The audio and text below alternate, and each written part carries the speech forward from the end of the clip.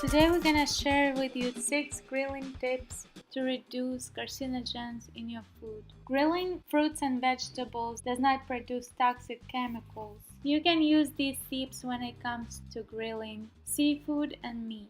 Tip number 1 is to trim off fat of the meat, because when fat drips on the charcoal on open flame, it creates a smoke that produces carcinogens. So you want to trim as much fat off the meat as possible. When you're cooking chicken, we encourage you to remove the skin as well, because it's very fatty. Another trick is to marinate meat for 4 hours before grilling using ingredients that contain antioxidants, such as onion, garlic, lemon juice, turmeric, cinnamon, virgin olive oil. Marinating meat in beer, like non-alcoholic Pilsner, is one of the most effective ways of reducing carcinogens during grilling. Tip number 3 is to use all natural charcoal and to avoid using lighter fluid. Charcoal that contains chemicals and lighter fluid can actually create toxic fumes during grilling.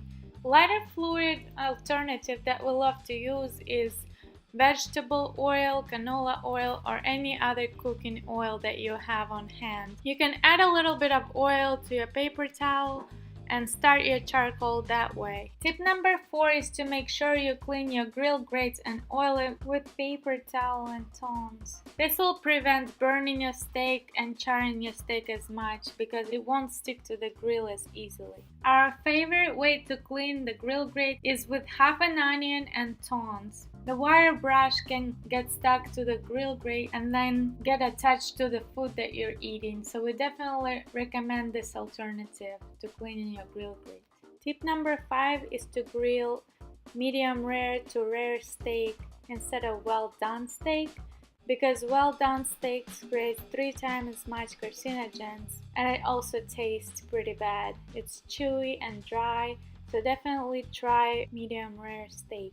Tip number 6 is to avoid charring your meat too much and burning your meat, because that's what creates the most carcinogens. One trick is to turn the meat a little more often, especially when you're making kebabs. That way you're making sure that they're evenly cooked and they don't get burned on one side. Thank you for watching. We hope you enjoyed this video.